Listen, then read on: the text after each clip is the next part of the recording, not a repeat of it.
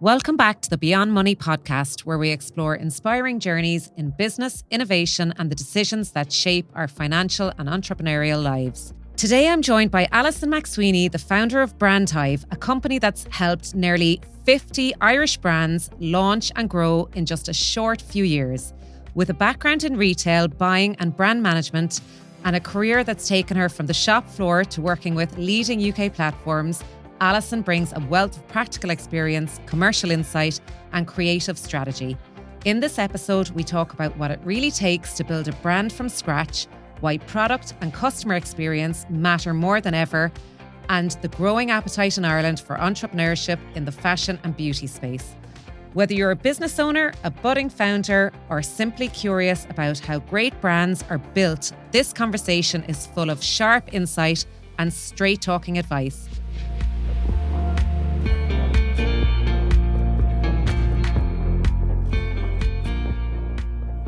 Alison, it's absolutely lovely to have you in the studio today. Thank you so much for joining me. It's a pleasure to have you here. Thank you so much for having me. You're very welcome.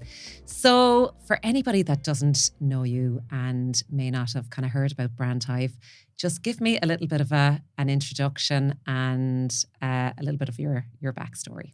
Yeah, so my name is Alison. My company's name is BrandHive. We're a brand consultancy specialising in working with startups or small businesses that are less than 5 years old typically. And I started it 5 years ago during the pandemic, quit my job 6 weeks into the... A very brave move. My mom hated me at the time for it. She was like, "Are you sure you want to do it?" And at the time I had a salary paid job in the UK. I was working from Ireland, and I remember the day I handed in my notice. It was the middle of May, and that evening a notification came up from RT, and it was like 900,000 people in Ireland were on the unemployment benefit, and I had just willingly quit my job. So I remember my mom was like, "Are you sure you want to do this?" And so for the first year, any bumps along the road, I was like, "I can't tell her. She'll tell me I told you so." So it was. Tell me the why. Tell me the why there. Like, why was it that you quit your job? It was actually an accident. Like I always knew I wanted to have my own business. And anyone that knew me before that, I would have said she will always have her own business at some point. But it was actually, I had worked in influencer marketing with my previous company for the year before, and I met a lot of influencers, and one of those was Rosie Connolly, and we had gone for lunch the year previous, and she had said she wanted her own fashion brand, and I said, "When you're ready, come back to me," because I had a buying background as well. And so your background was in Dunn's, wasn't it? That's yeah, where you kind of... Yeah, so store management, fashion buying, and then I went to work in fashion marketing in the UK, and expansion of a UK business into Ireland, so the Irish market. And she approached me the following year, like 6 weeks into the pandemic. She was like, "Everything's paused. Like, I feel like now is a good time, and will you help me?" And she gave me my first contract, and I quit my job like on a whim. I was like, I just feel like this is a good opportunity. I can build my name off the back of association. Fair play to you. Yeah, I was like, if I was ever to go self-employed, having an influencer with 300,000 followers promoting you is like the best opportunity you'll ever get. So I was like, and I knew Fourth Arc would be successful from day one. Like, I knew Rosie's power as an influencer and her influence literally. So I was like, this is really going to be great for me too. So yeah, I quit my job from that. What did you do to kind of, tell me a little bit about that story? Well, 2020 was a mad year. Yeah. Like, we were also producing in China, manufacturing in China. So it took a long time to get that stock and to do the design process and samples and factories. I remember we were the factory we were manufacturing in, they would like close randomly for a month because there was a coronavirus outbreak, and like they would just like in a day's notice they'd be like, "We're closing for the next 3 weeks." How do you manage that then? We just had to be like, the brand will launch when it's ready to launch, and there was no real like urgency. Obviously, everyone was keen for it to launch. Rosie was keen for it to launch. I was keen for it to launch. But there was not. It was out of our control. So we just had to be like, it will come when it's meant to come, and just control what we could control. And that was from our side, getting everything ready from the back end. So like the strategy about what would launch. We did the photo shoot with a UK team. So Courtney Smith was the head of creative there, and I remember we did our photo shoot over Zoom, and they had different lockdowns in the UK, so they were open. Wow. So they were able to do the shoot in the UK, and we zoomed in from Ireland. So we're just doing everything we could in the meantime to kind of get it ready and just control the controllables. So that was your first brand? Yes. Okay. Talk to me about where you are kind of in the transition to where BrandHive is 5 years old? 5 years old, yeah. And so where did it go after then? So that brand launched the 4th of December 2020, and Rosie had gone online a couple of weeks later and credited me for my help in the brand. And by that February, we had 26 brands, 26 clients. Oh my God. Yeah, it was insane. Everyone. How do you go from 1 to 26 and being able to service all those people? Yeah. One person? One person. And then I took on 2 other people to help me in that time. It was kind of, and I feel like this is a really common thing for people who go self-employed. You feel like you can't say no to business and you can't turn down business because you've entered this world now where you don't know when it's going to dry up. You're responsible for your salary, you're responsible for your income. And so you feel stupid turning away business or turning away income or money. So you kind of just Do you have to learn the word no? Oh, I've learned it now. Yeah, I've learned it now. But at the time, I felt like I was lucky to get this business and, make hay while the sun shines kind of theory. Yeah. So I was like, I'm just going to run at it. And I probably took on clients and brands that maybe I shouldn't have, because I'm really firm now on only working on what brands that I can deliver results for, because I want to build my reputation off of really successful brands. And so at the time, there was probably brands and people that I didn't feel like were going to be that. And I'm much stricter now on who I take on as a client. What does that look like now? I mean, in terms of brands that you work with? Yeah, I definitely look at their product and the founders and their business idea, and budget is a big thing, because they have to have budget for once they launch. Like, I can't deliver results without budget there for marketing. And so what kind of budget? Like, let's say a company is turning over, I don't know, 2 million. Yeah. What kind of budget do you think from a marketing perspective that company should give to their marketing team or their marketing strategy? Yeah, I really think it depends on margin. So the one thing I will say to brands that before they launch is to build that into their margin from the get-go. It's much easier to work with brands before they launch than after, because before they launch, like, I've worked with nearly 50 brands now in 5 years, so I know the potential costs that are going to come down the line. I ask them, are you going to go into retail at some point? Do you want to be stocked in Brown Thomas? Do you want to be stocked in Dunn's? Do you want to be stocked in Mars Pharmacy? This is the cut they're going to take if you want to go into retail. So let's build that into the margin from the get-go. Or versus brands that come to me and they're a year or two in and they haven't considered these things and they're taking it off their bottom line down the line. So they have less spend then for marketing. So I prefer working with brands from the get-go, because I can help them with their pricing strategy and make sure that everything they want to do in the next 5 years is taken into consideration with their selling price. But in terms of marketing budget, I think it really depends on who your demographic is. If it's going to be someone like Gen Z or millennial, that's they're multifaceted in terms of where they're spending their time. That's TikTok, that's Instagram, that's influencer marketing, less TV, less media and traditional media in terms of newspapers and magazines. So yeah, it really depends on who your demographic is. Gen Z are expensive to market to. You're living in a world where it's saturated with content and across multiple platforms. And, I think the current stats are someone needs to see something 20 times before they consider purchasing it. So customer acquisition costs are really high. So yeah, it depends on who your demographic is. So one thing you spoke about offline just a minute ago, and I was like, what? Wow. TikTok shop. Yeah. What is it? Tell me about it. Yeah. Now, by no means, it launched in Ireland in November and really only took off in January. So by no means am I an expert, but like with everyone who works in marketing, pivoting quickly towards the next big thing. And so I've learned a lot about it over the last couple of months. I work with brands who are on it. And then I've also been into TikTok HQ in Dublin to learn more from them. And it's fascinating to me because I actually had a client, I'll shout her out actually. Her name's Lisa from Verso. She's a Cork lady like myself. And she said to me 3 or 4 years ago that she thought QVC was going to be the next big thing. And I remember thinking at the time, like, get with the times. QVC is not it. Like, it's just not a thing. And I so clearly remember her saying that she really wanted to do something in that space. And it's so funny now looking at it, because that's what TikTok Shop is. It's a QVC style, it's live shopping. So it's, you know, standing in front of a camera for 2 hours, selling to people who are watching a stream and, you know, putting discounts and promotions on. Oh my God. So it is like a younger, funner version of QVC. That is so bizarre. And like, yeah. do some people perform better at it than others? And do you have to be a good salesperson to be able to perform on TikTok Shop?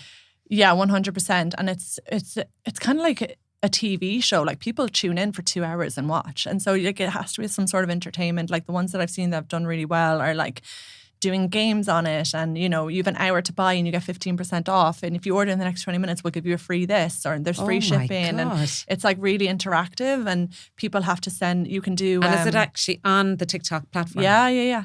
So you sign in. This is how far behind I am. No, but it's really new to Ireland. You know, it's been in the UK for I think 2 years now, and does really well in the UK, and they just launched it in Ireland recently, so brands in Ireland are still learning about it and developing. I've actually done TikTok live myself with one of my clients, GG Supplements, and I did their very first live with them. One of the co-founders was on maternity, so I got roped in on camera and I was blown away by it. I was you also get kind of a thrill from being on for 2 hours. You're like, people are sending in questions, and you know, you have 200 people watching and everyone's sending questions, you're answering, and you're like engaging with them, and it's a really great community builder. And is there a good time of the day to do it? Like when would you do it? Like, if it's alive? So the best performing times in Ireland are 5 to 7 p.m. So that's the recommended times. But like anything with times and days, like that regularly changes. You know, what's good one week isn't good the next week. But at the moment, 5 to 7 is kind of what TikTok are recommending and what most brands are doing. But you know, lunchtime is also a good time. I think that what I've learned about TikTok Shop is regular and consistent. So most people are doing it now once a week, if not twice a week, and it's a massive pull. Like, it's a time commitment, and you know, it's normally the founders that have to be on camera, or you know, a head of marketing or someone for the brand. And it's kind of I need to check this out, because I'm thinking about it and I'm like, how does this work? Well, there's massive potential there. You know, you have brands in the UK, for example, that will do a 12-hour live. They'll go live for 12 solid hours and they'll make £1 million in that. I'm thinking of The Apprentice, actually. I'm thinking of them doing it on The Apprentice. And, you know, when they're selling and some people are way better at it than others. I mean, 100%. Some people have a natural ability to be able to kind of do that online. What are your thoughts on kind of offline marketing and kind of traditional marketing? Look, I'm going to be upfront and honest with you. We've done, you know, some blends ourselves within Alpha Wealth. So we recently did kind of a bus campaign. It's really hard sometimes to kind of understand what the return on investment is when you do either radio campaigns or, you know, the traditional kind of models. What are your thoughts on it? I have mixed opinions on it, because I do understand the value of traditional PR in terms of brand awareness, and you know, like what I said a while ago, with someone needing to see something 20 times, and that doesn't necessarily need to be 20 times online. It could be they saw it on a bus, then someone mentioned it to them, then they saw a little clip in a newspaper when they were getting their hair done, then they saw an influencer, then they saw a podcast clip, and then all of a sudden, it all connects. So I do think everything combined is what ultimately pays off. I think the world we're living in now in 2025, I would not be spending any marketing budget that the ROI is intangible. So like, you can't see it physically coming back into your bank account. But that's really, really hard. I mean, and I know that as a business owner, you're kind of looking at, how do I know if I spend money in X area that, you know, how do I track that? So particularly with offline campaigns. Totally. And I think it goes back again to who your demographic is. So if your demographic is 40-year-olds, 50-year-olds plus, traditional marketing will work really well, because they're typically still engaging with like the Irish Times and the Irish Independent, and listening to radio in the car, and, you know, watching TV. So I think that's still really relevant.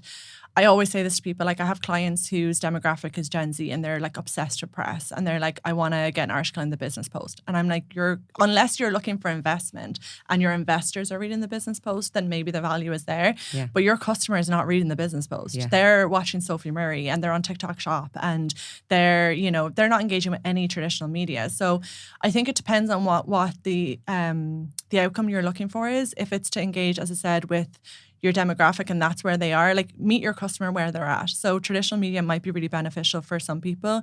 I typically work with a lot of commercial brands and their target audience is women between the age of 20 and 40. Yes. And so I'm social all day long, content. Sorry, that's dangerous because Yeah. I'm sitting in bed and I'm like, oh my gosh, Yeah. like, Yeah.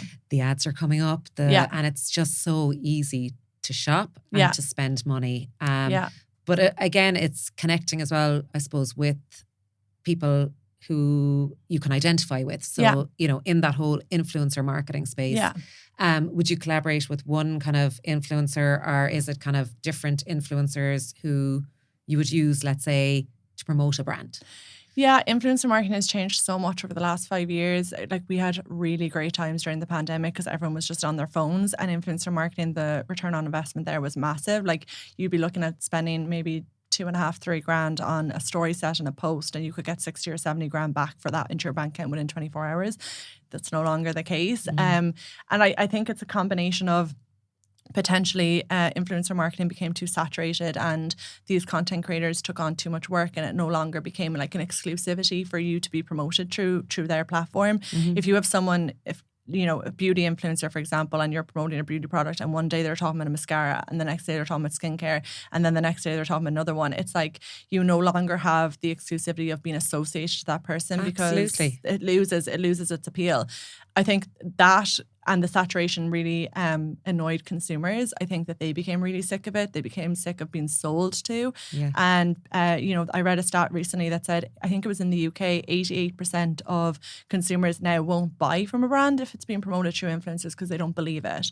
And I read something from, Amy Smale, who owns Odd Muse. I don't actually, but it's a massive UK fashion brand. And she said she won't pay any influencers to wear her brand because she said it's good enough to stand on its own. And I want influencers to wear my brand without being paid to be wearing it. And I thought that was an interesting strategy. And I think she turned over 20 million last year and never paid an influencer in her life. So, yeah. So what are your thoughts then for, let's say, the brands that you're working on, where do you promote them? Content. Organic content is really performing very well right now.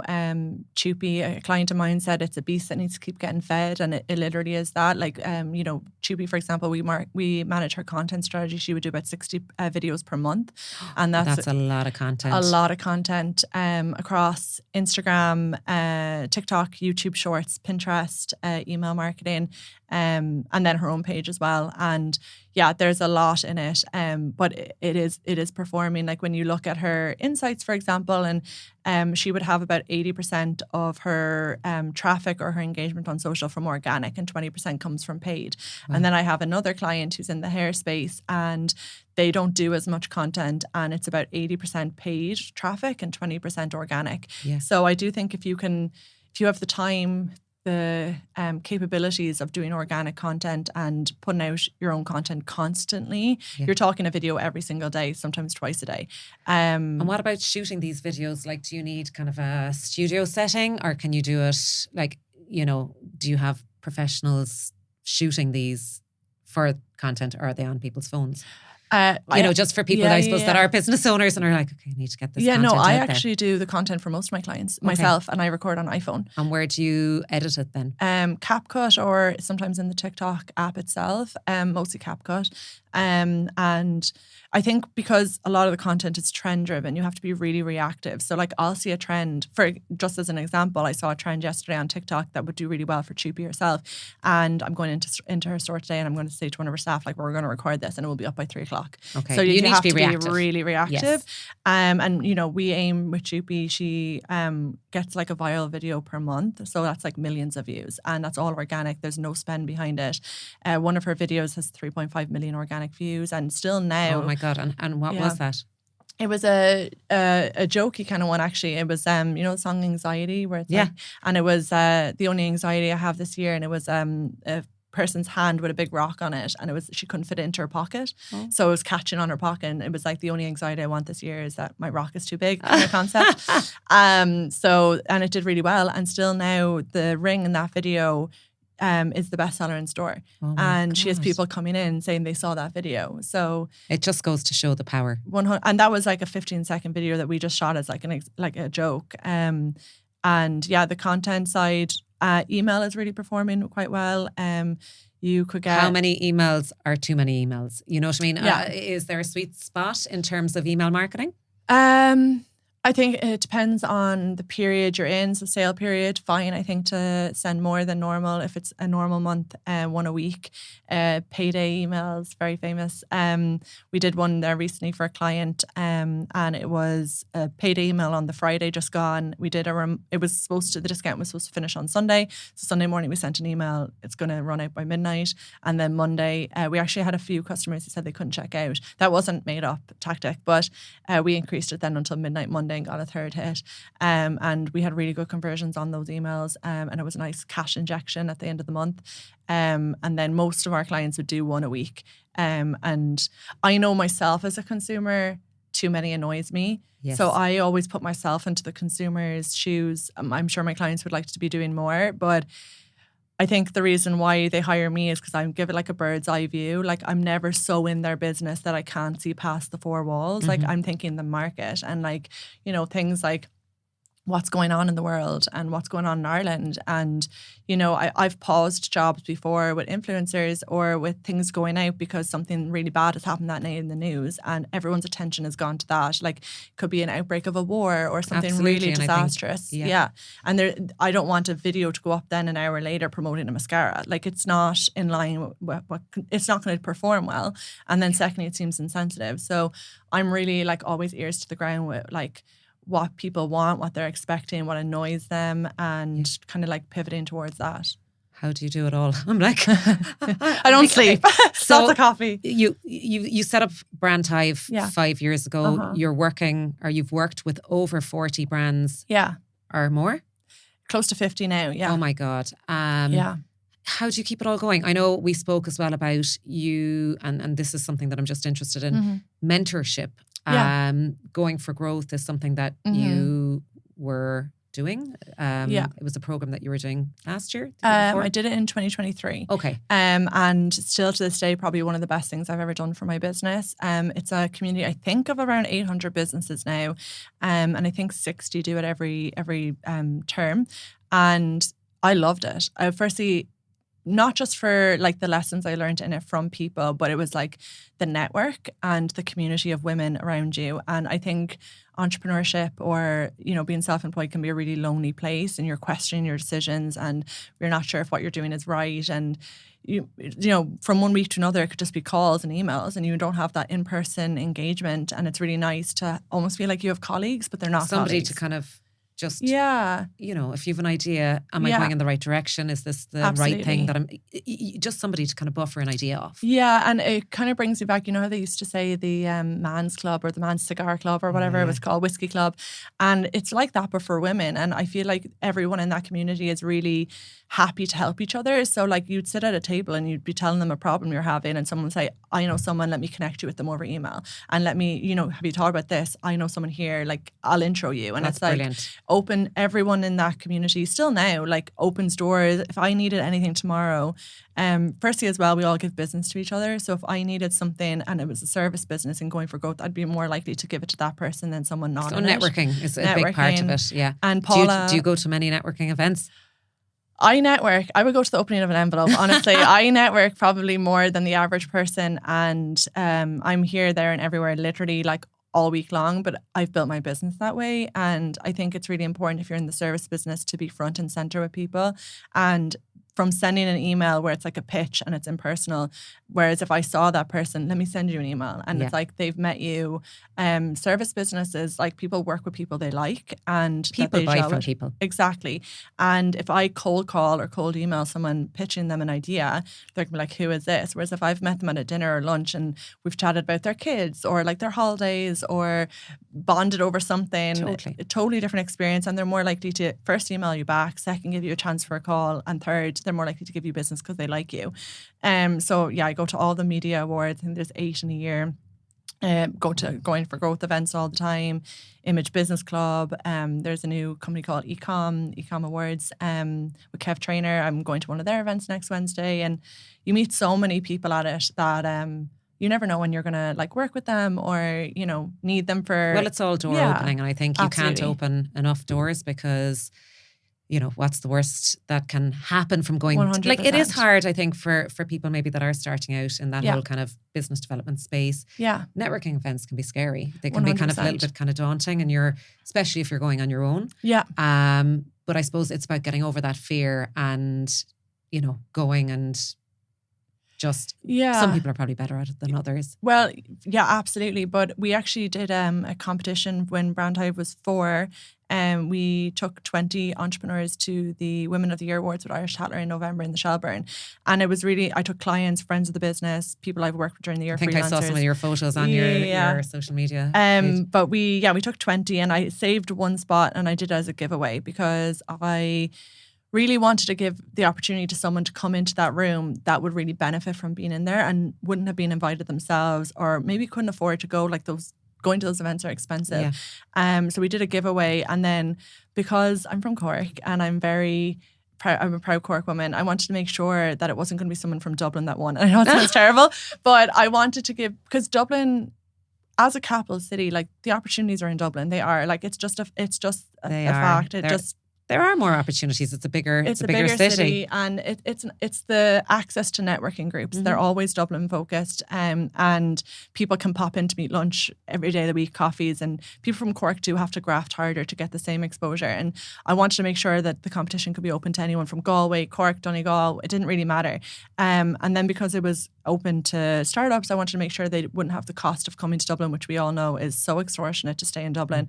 So we gave away a ticket and a room in the Shelburne for the night as the competition, and we got a lovely girl called Nell, Flowers by Nell, who won it, and she came and networked, and she was in part of Pitch in Arnott's that year, so she was going to be in Arnott's and stuff. So yeah, it was a lovely event, and it's lovely to give something like that back to you know, somebody that is starting out and wants 100%. To kind of expand. Yeah.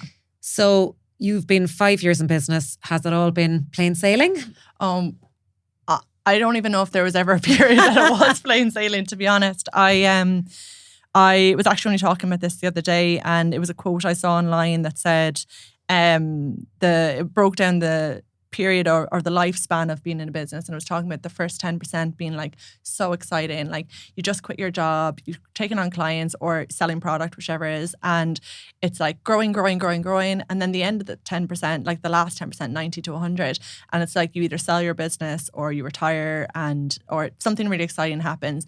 But the 80% in the middle is like something that people don't often really talk about, and to me, if I had known about that 80%, I don't know if I'd ever have done it, honestly. Like, but that's the thing. I think it's kind of the not knowing is probably delusional. Like, you're like delusional. You're like, this is going to be so much fun. And it's any entrepreneur I speak to, they say the same thing. It's like, it is just, I think you're cut from kind of the same cloth, obviously, because if you knew what you were going to kind of, I suppose, the problems maybe that you were going to see, you'd never do it. No, and the word that I always use is stamina and resilience. Like, you just have to have both of those. Like, and people always ask me a while ago about what brands I work with or choose to work with, and it does go back to the founders. Like, I can tell very early on within one conversation of being with someone if they're going to have a successful business or not, because I can tell by their personality and the way they talk and their work ethic or their drive. It's very often not about the idea, because like sometimes I hear an idea and I'm like, yeah, it's a good idea, but if I see the founder and they have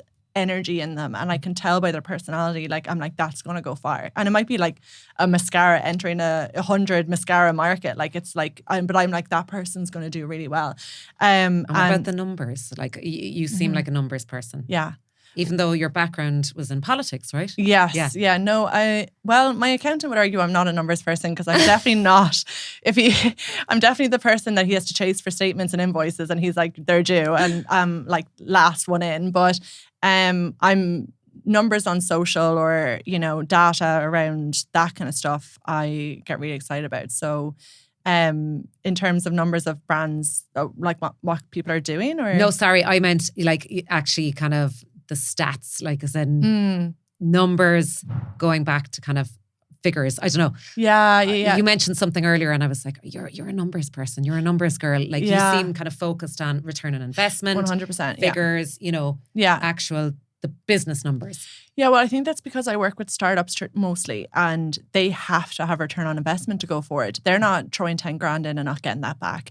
Like I've seen, and that really like consumes me as well. Like if I make a marketing decision for a client and they don't get the return on investment, like that will keep me up at night. I'll feel incredibly guilty because that's a big pot of money to any business, but especially in the startup, it can be make or break. It can tank a business if you put all your marketing budget into the wrong area and it doesn't go well, the pot's empty. Where do you go from there? So return on investment for me is a massive thing. I always say to clients, I won't spend their money if I wouldn't spend it myself. Mm-hmm. So I'm not recommending they do anything if I genuinely wouldn't do it. And I think a fact that people don't know about BrandHive is that we're actually invested in partners with a lot of the clients that we work with. So I'm personally invested in their growth as well, and want to see them do well because I've skin in the game with them. Success breeds success. Yeah, absolutely. And if you're working with a brand, do you allocate like a day a week or a half a day a week or a couple of, like how do you work in terms of working with a brand, let's say from startup? Yeah, so they're all on different packages. They pay for a set amount of hours, and then they're on retainers, and 3 months, 6 months, 9 months, 12 months. Most of them, a lot of my clients I'm with like a year, 2 years, 3 years. And then we have clients that we have equity in, so they get extra time. Obviously, I'm personally invested in their growth. So yeah, it really depends. I think most brands are on 30 to 40 hours per month. Okay. And they're quite happy for me to split that how I need. Like it's very rarely about deliverables. It's more about like pivot. Like startups, they need you in multiple different areas. Like I'm never someone who's like, sorry, I'm not going to do that. Like you didn't pay me to do that. But like if I was to give GG Supplements as an example, a brand that I've worked with since before they were on the market, I'm so passionate about their brand. I want to see them do so well. And like I did a TikTok live with them. I've been in booths serving customers behind a stand for them. Like, over in Jenny, one of the co-founders, lives across the road from me. I'll be in her house, like helping with loads of different areas. And they originally paid me and hired me to do strategy. But I will get in where the business needs, and that changes on a daily basis with startups. So it, to answer your question in terms of like how it's broken down, it honestly changes all the time. Okay. Yeah.